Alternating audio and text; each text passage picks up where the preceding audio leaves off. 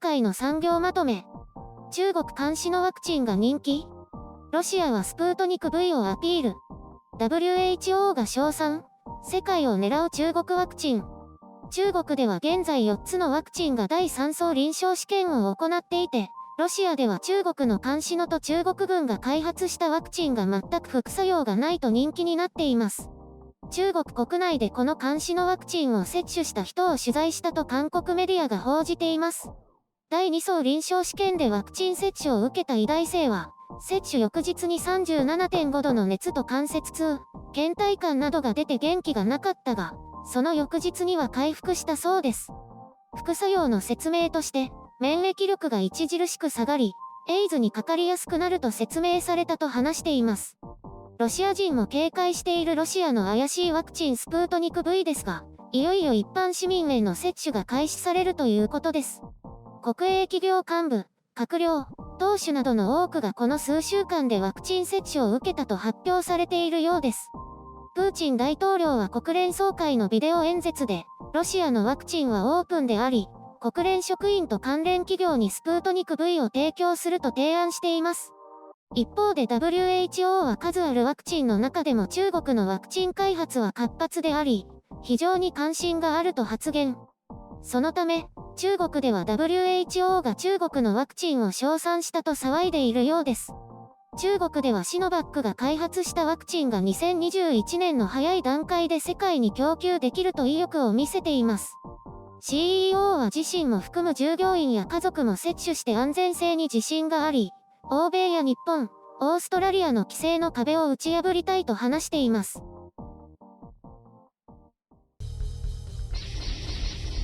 編集書簡。今回の概要。怪しいものは所詮怪しい。中ロが主張する人道主義。信頼性のなさは国家のせい。新型コロナウイルスのワクチン開発競争が激化していますが、やはり中国とロシアの怪しいイメージはなかなか拭えないことと思います。中国もロシアも複数のワクチンが開発されていますが、臨床試験に参加している国からは一定の評価を受けているようです。怪しいワクチンの筆頭といえばロシアのスプートニク V でしょう。プーチン大統領が世界のためにオープンに提供していくと政治的意図はないように話していますが、第3相臨床試験をスキップして承認したところからして政治的意図が満載。低価格に設定してシェアを伸ばそうとしている様がありありと見えます。最近ではついに政治家たちも接種したそうですが、嫌がっていた医療関係者や教育関係者はどうなったのでしょうか。そして未だにプーチン大統領自身が接種したという話がないところが怪しさを醸し出しています。中国ワクチンですが、中国政府自体が未だに信頼を回復できていない面があって、そのおかげで各企業にも疑いの目が向けられています。今更発生源問題なんてどうでもいいじゃないかと思いますが、まずいことがあるのかひた隠したいんでしょうかね。これだけ人道的国家コスプレで押し通していて、実は人為的に作っておもらししただなんてことになるとメンツは丸つぶれ。下手をすれば民衆が激怒してお国が潰れたりするかもしれないので警戒しているという側面があるのかもしれないですね。ウイルスを作ったからワクチン開発もあらかじめ進めていたとか、以前から他国にない情報を持っていたなどと囁かれていますが、根拠のないヨーロッパ起源説や米軍陰謀論などを言い出すからますます信頼を失って怪しいと思われていますよね。どうあれ報道ではワクチンはそれなりの段階に達しているということですが、国家への反発があって正しく評価されていない面もあると思います。それを抜きにしても、ワクチンでいくつかの事故を起こしていてそもそもの信頼性がないわけで、欧米日豪の壁を破るのは容易ではないでしょうね。唯一無二なものでもないわけで、他国の競合も同時期に提供できるとしているわけですから、慎重な国からは今回も排除されるでしょう。とはいえそうではない国からは受け入れられていて、各国で臨床試験が行われ、それなりの結果が出ているようです。何度も紹介したなりふり構わないフィリピンですとか、感染者の多いブラジルやインドネシアなどは早くて安ければ歓迎という姿勢を見せています。現地生産にも柔軟に対応するようで、数字的なシェアは伸ばせるんでしょうね。まあ習近平も政治的な意図はなくて世界の公共財として提供するなんて言っているわけです。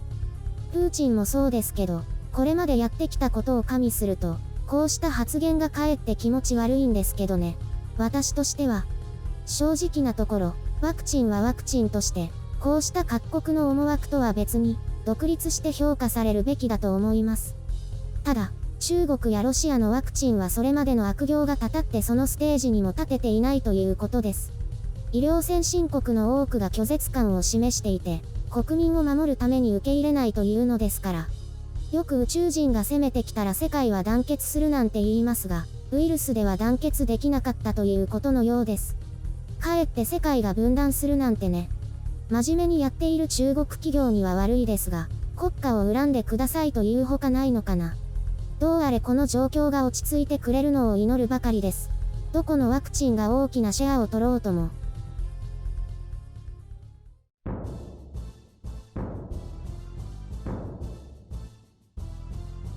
兵器が終わったと思ったら今度はワクチン。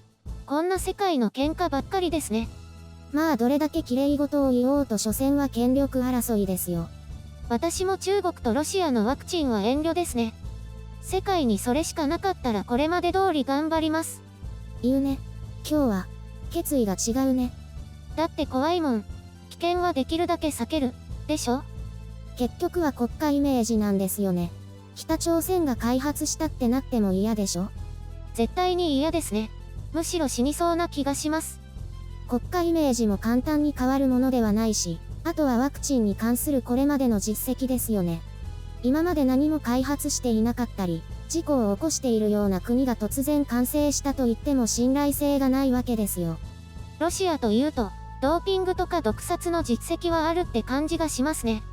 そういうのも結局は蓄積されたイメージなんですよね。直接ワクチン関連だけでなくて、国家の様々な事象、歴史、そういうのが絡んでいますよね。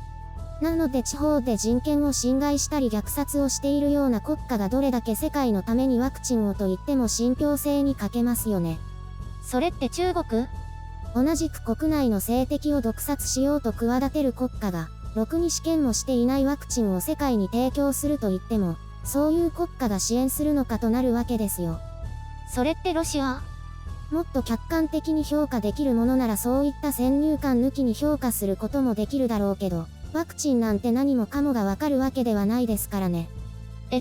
よくわからないけど、ごまかせるかもしれないってこと？そう。だから結局は信頼性があるかどうかということなんですよ。中国政府なんて世界から見れば堂々と歴史を塗りつぶして国内には嘘を宣伝しているわけですから、そういうことをやる国家をどう信じられるかということです。ロシアも似たようなものですよね。国内の批判を封殺しようとしてありとあらゆる手を尽くしているのがありありと見えているわけですから。医療関連でも同じようにやっているんじゃないかと疑いたくなるのは無理もない。どこかの製薬会社は試験を止めましたよね。アストラゼネカですね。あれはアピールでも何でもなくて、懸念があれば安全性を重視するという最たる姿勢ですよね。米国ではトランプ大統領が急がせている中で、各国の企業はスケジュールありきにはしないと反発しましたが、中ロにはそういうのが全くない。そんなことしたら捕まっちゃうんじゃないですか？そうですね。必ずストーリー通りに進んで深刻な副作用は何も出ないというのが逆に私たちに不信感を植え付けているというのがわからないようですね。自称完璧だから、ですよね。中国なんて、原則として批判が禁じられているんだから、傍から見ればそれだけで怪しい国としか映らない。そういうことが何年経っても何十年経ってもわからないんでしょうね。もうどうしようもないですか？多分ね、現政権が完全に崩壊して新しい勢力が出ても、それは単に反動的な存在でしかないかもしれないですからね。じゃあいつまで経ってもダメじゃん。それを打ち破るためには徹底した改革が必要ということです。その火種を決して生かしておかない両国は絶望的とも言えますね。まあとにかく中国とロシアのワクチンは拒否します。最初と全く変わらないけどそういうオチしかないよね。断固拒否。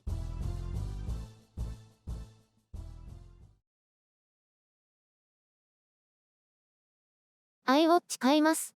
だから Apple Watch だってば。なんで iWatch じゃないんですかね？確か中国企業が商標権を持っていて変えざるを得なかったんじゃないかな。その会社、売ればよかったのに。ねえ。多分べらぼうな額を要求して無視されたんじゃないかな。そうなの？実際は世界各国で商標登録されていて、どうにもならなかったから iWatch は諦めたみたいよ。時計は昔からあるから iPad や iPod みたいにはいかなかったようだね。ふーん。買うの？お金持ちだね。今年は服を買うのを減らします。それで買います。どれ買うの？ゆるりんが言ってたディスプレイが常時点灯のを買います。高いやつじゃん。いいんです。だって時計をちらって見られないとかおかしくないですか？まあそうなんだけどね。それで、会社で持っている人たちのを見たんですけど、真っ暗でした。去年のモデルからだからね、常時点灯。ダサいですよね。もしかしてその優越感のために高いのを買うの？違いますよ。違わないでしょ。ほら、他にも、血中酸素濃度を測りたいんです。別に測りたくないでしょ。自慢したいんでしょ。常時点灯を。バレたか。だって他の人のって真っ暗なんですよ。真っ暗ウォッチ。アップルもよくそんなのをイケシャーシャーと出して高いお金取ってるなとは思うけど。私の席の周りに持っている人いるので、さりげなく見せる練習をしようと思ってます。常時点灯アピール。そう。こうしたりとか、こうしたりとか、あと後ろ側にもさりげなくアピールしないと。左側はかなり無理がない。これ？だから今いろいろとポーズを考え中なんです。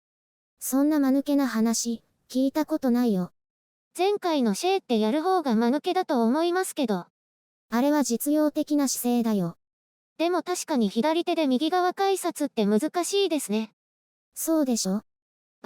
そういえばバンドも買うんです。おしゃれの必須アイテムですよね。